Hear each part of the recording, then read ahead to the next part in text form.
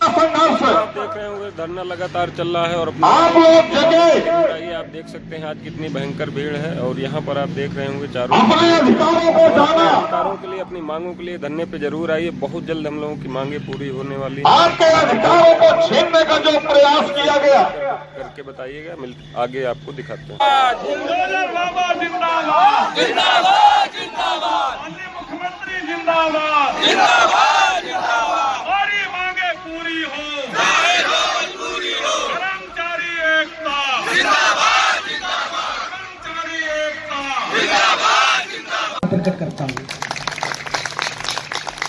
बहुत बहुत धन्यवाद संचालक महोदय। पहली बात तो ये स्पष्ट कर दें कि हम आपका कोई उत्साह वर्धन करने नहीं आए हैं। आप यहाँ बैठे हैं तो आपकी जिम्मेदारी धरना देने की नहीं है। जो धरना देने के लिए हम आपका उत्साह वर्धन करते रहेंगे। आपकी जिम्मेदारी पार्कों की हिफाजत करना है।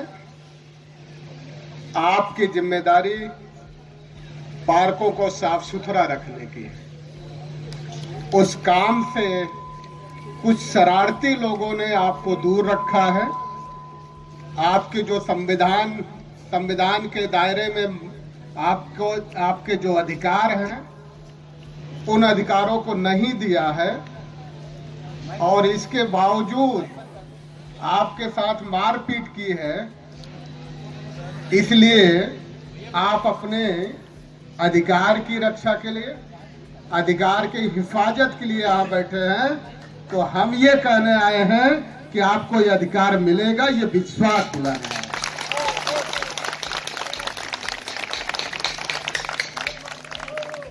अपनी बात को शुरू करते हैं इन लाइनों के साथ।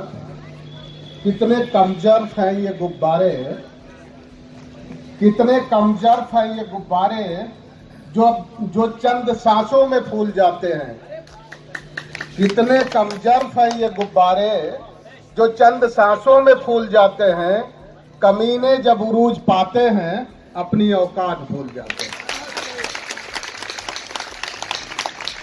और ये लोकतंत्र, ये जमहूरियत उन्हीं कमीनों को ताकीद करने के लिए है,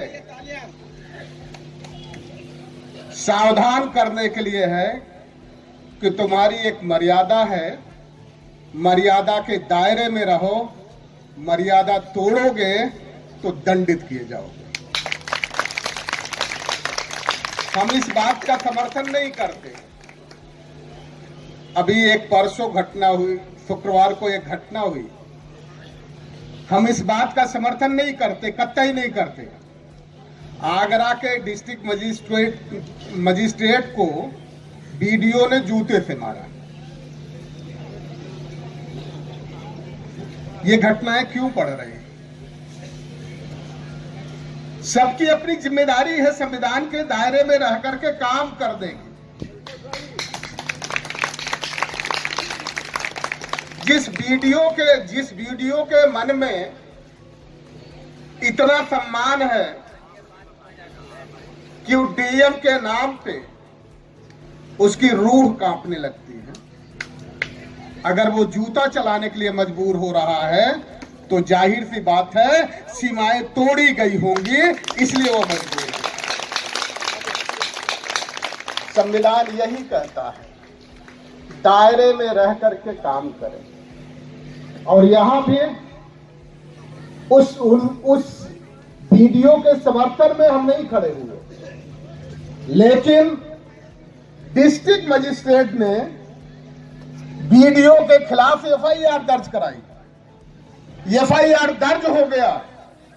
हमारी मांग सिर्फ ये थी कि अगर वीडियो ने भी एफआईआर दर्ज करने के लिए कॉपी दी है, दरखास्त दी है, तो उसकी भी एफआईआर दर्ज होनी चाहिए। और आपके मामले में भी कुछ इसी तरह है, इससे अलग नहीं है। अगर कोई ये कहे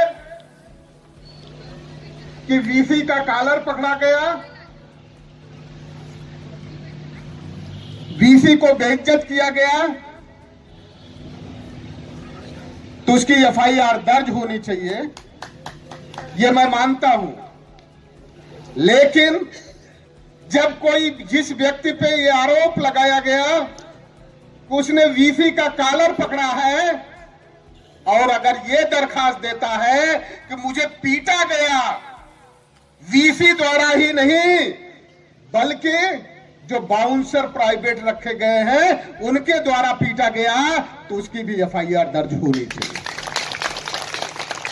मान इस बात की, लड़ाई इस बात की, संविधान ये कहता है कि जो भी पीड़ित है, अगर पीड़ित ने एफआईआर दर्ज करने के लिए एप्लीकेशन दी है तो एफआईआर दर्ज होना चाहिए। अगर नहीं हुआ है तो यहां भी होगा। लड़ाई इस बात की, इस बात की लड़ाई नहीं करने आए हैं। इसीलिए बार बार कहते हैं संविधान में मर्यादाएं निर्धारित हैं। बाबा साहब डॉक्टर अंबेडकर ने जो संविधान बनाया और उसमें लोकतंत्र रखा, और लोकतंत्र उन्होंने ब्रिटेन से लिया था,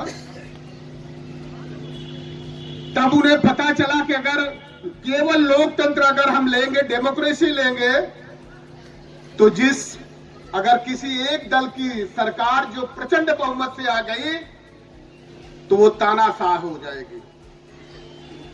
उस तानाशाह को कंट्रोल करने के लिए बाबा साहब डॉक्टर अंबेडकर ने अमेरिका से रिपब्लिक लिया, गणतंत्र लिया। और जिस देश में हम रहते हैं यह गणतंत्र है। ये किसी रानी के पेट से पैदा होने वाले बच्चे को राज करने का अधिकार नहीं मिलता। यहां आप बैठे, कोई भी इस देश की हुकूमत अपने हाथ में ले सकता है और बेलगाम नहीं। इसलिए उसमें व्यवस्था की गई ब्यूरोक्रेसी की, जिसको बाबा साहब डॉक्टर अंबेडकर ने ब्यूरोक्रेसी शब्द नहीं दिया, बाबा साहब डॉक्टर अंबेडकर ने दिया लोक सेवक, public servant, IAS। What does it mean? IAS का क्या मतलब होता है? इंडियन एडमिनिस्ट्रेटिव सर्विस, भारतीय प्रशासनिक सेवा। शाही नहीं, लेकिन शायद एक ऐसे संवर्ग को यह गलतफहमी हो गई है कि भारत में वो पैदा हुआ है तो किसी अलग नक्षत्र का व्यक्ति, और यह अगर अलग नक्षत्र का समझेंगे, अगर अलग नक्षत्र का वो अपने आप को समझेंगे तो जाहिर सी बात है ये पब्लिक फिर उनको अलग नक्षत्र में ही भेजने का काम करेगी। इसलिए दायरे में रह के काम करिए। आप भी पब्लिक सर्वेंट, हम भी पब्लिक सर्वेंट। आपको सुविधाएं कुछ अलग मिली है, हमें जिम्मेदारियां मिली। आप बिन मांगे मुराद हैं, हम अनसुनी फरियाद हैं। इसी दोनों के बीच की लड़ाई है। बिन मांगी मुराद अब नहीं चलने वाली है, और फरियाद को भी अनसुनी लंबे समय तक नहीं की जा सकती। यही ताकत प्रदर्शन करने की जरूरत है, यही तो तय करना है। हमने भी जब तय किया, देखा कि एक ऐसा समाज जो सब गंदगी साफ करता है, जहां हम आप जाने से कतराते हैं, उसकी वो सफाई करता है। अफसोस ये है कि इस देश की सरकार ने और इस देश के जनसेवकों ने उन्हें सुरक्षा मुहैया कराने की बजाय उनके साथ खिलवाड़ करने का काम किया। ये कैसे सहन होगा? ये नहीं चलेगा। ये अनपैरेलल व्यवस्था, ये संभव नहीं है कि लंबे समय तक चलेगी, चलने भी नहीं चाहिए। आज जो ये चल रहा है, यकीन मानिए, हमने कई दिन होमवर्क भी किया, पहले भी होमवर्क किया था। एक बार जब सुपर कम्युनिटी का के कुछ लोग जागरूकता अभियान चला रहे थे, तब होमवर्क किया था, तब देखा था। तो कनाडा में एक स्वीपर की सैलरी क्या होती है, स्वीडन में क्या होती है, जापान में क्या होती है, और जो कंट्री है वहां क्या होती है, और सबसे खराब कंट्री जो हमें बताया जाता है कि पाकिस्तान सबसे खराब कंट्री है, वहां स्वीपर की तनख्वाह क्या है, वहां स्वीपर की सुविधाएं क्या हैं। और हमारे यहां पाकिस्तान में मिनिमम जो कॉन्ट्रेक्चुअल संहिता पे रखे गए हैं, कॉन्ट्रेक्चुअल बेस पे जो रखे गए हैं, पहली बात वहां कॉन्ट्रेक्चुअल बेस पे कोई नहीं रखा गया। हमारे यहां देखा गया कि जो सीवरेज है, सीवरेज में खुद आदमी जाकर के घुस के सफाई करता है,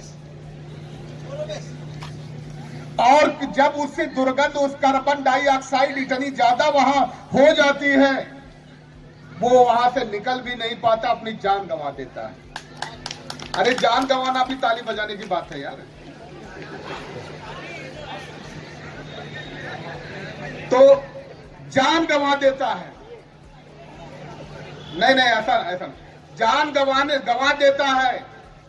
उसको मुआवजा मिलना चाहिए ईमानदारी से। लेकिन ये नौकरशाह जो अपने आप को बने बैठे हैं, उसकी फाइल को इतना घुमाते हैं, टोपी लगा के नहीं गया, मास्क लगा के नहीं गया, ग्लव्स नहीं पहने थे। उस आदमी को अगर इतनी अकल होती, इतनी सलाहियत होती, तो वो गंदगी में कभी नहीं घुसता। तुमने भेजा है तो दंडित तुम किए जाओगे, मुआवजा उसको मिलेगा।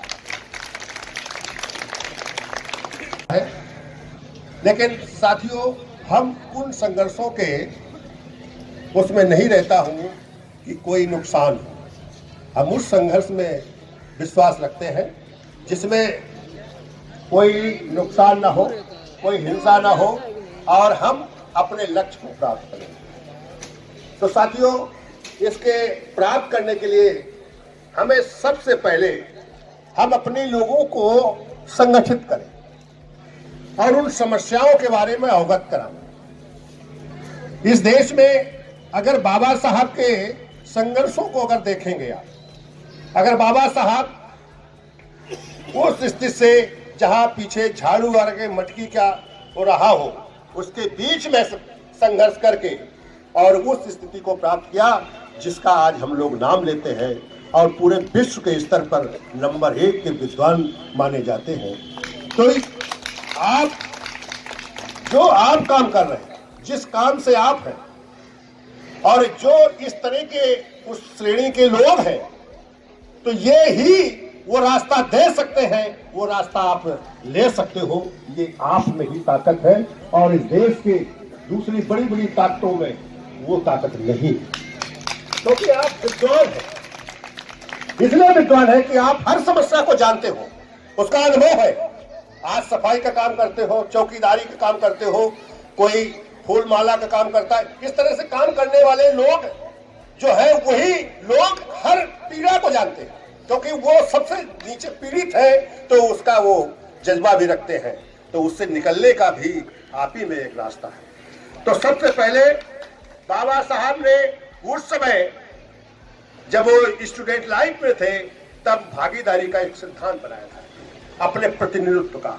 कि हर स्तर पर हमारी भागीदारी हो, तो हमारी बात वहां तक जाएगी, तो हमारे पर जो अन्याय अत्याचार होता है ये नहीं होगा। अगर आपके बीच से उस प्रशासन में कोई कमेटी में होता तो वो इस बात को रखता इनकी समस्याओं के बारे में, तो वो समझते, लेकिन आज तक ऐसी व्यवस्था देश में नहीं हो पाई है। जो संविधान में है लेकिन आपके पालन में नहीं है। आज देश में जो ये हो रहा है कि है तो लोकतंत्र, लेकिन लोकतंत्र का पालन नहीं हो रहा है। निरंतर आप लोगों को अपने अधिकार, अपने हक के लिए बताया, विश्वास भी दिलाया कि आप संघर्ष करो। जो हमें प्रेरित करते हैं उन तमाम शोषण के स्तर से प्रेरित करते हैं।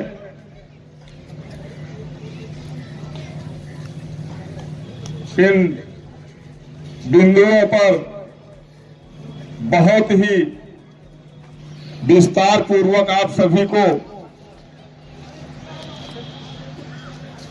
समझाया कि आप लोग जगो, उठो और अपने अधिकारों के लिए लड़ो। जो अधिकार हमसे छीन लिए जाते हैं, जो अधिकार हमें दिए नहीं जाते हैं, उन अधिकारों के लिए आवाज उठाओ। आवाज उठाने वालों की ही जीत होती है। जो शांति से बैठे रहते हैं, सुनते हैं, उनकी कभी जीत नहीं होती है। और इसी क्रम में आपके बीच राष्ट्रीय संयोजक, राष्ट्रीय भागीदारी आंदोलन के माननीय पीसी कुरैल जी, उन्होंने भी आप लोगों को बताया कि आप लोगों को संघर्ष करना चाहिए, अपने अधिकारों के लिए लड़ना चाहिए, मांगना चाहिए। उन अधिकारों को, जिन अधिकारों को हमसे छीन लिया गया है, उन अधिकारों को मांगकर अपनी मांगों को पूरा करवाने के लिए मैदान में उतरना चाहिए, जिसके लिए इन्होंने संघर्ष किया है, भागीदारी आंदोलन खड़ा किया है। हम उनका समर्थन करते हैं। और जो इनके द्वारा एक कार्यक्रम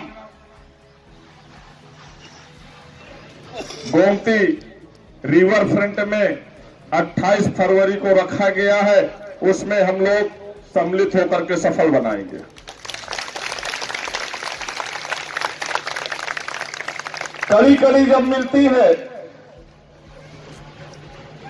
तो जंजीर बनती है। कड़ी कड़ी जब जंजीर बनती है तो जब भागीदारी आंदोलन में जब जुड़ता है और जुड़ने वालों की वहां से तकदीर बनती है। इसलिए हम सभी को अपने हक के लिए एक जंजीर इतनी मजबूत बनानी है, उस जंजीर को तोड़ने की कोई जरूरत न करे। इतनी लंबी जंजीर बना दो कि पूरे ऑल इंडिया में घूम जाए, कब्जा कर ले। अगर उस कड़ी से अगर एक भी कड़ी को तोड़ने का प्रयास किया जाए तो पूरी जंजीर उस स्तर पर बैठे हुए शासन सत्ताधारियों से अपने अधिकारों के लिए लड़ सके और अपने अधिकारों को पा सके। इसलिए हम उनका समर्थन करते हैं। हम अवश्य आएंगे आपके यहाँ, समर्थन करते अपने साथियों के साथ आएंगे। धन्यवाद। बहुत बहुत धन्यवाद।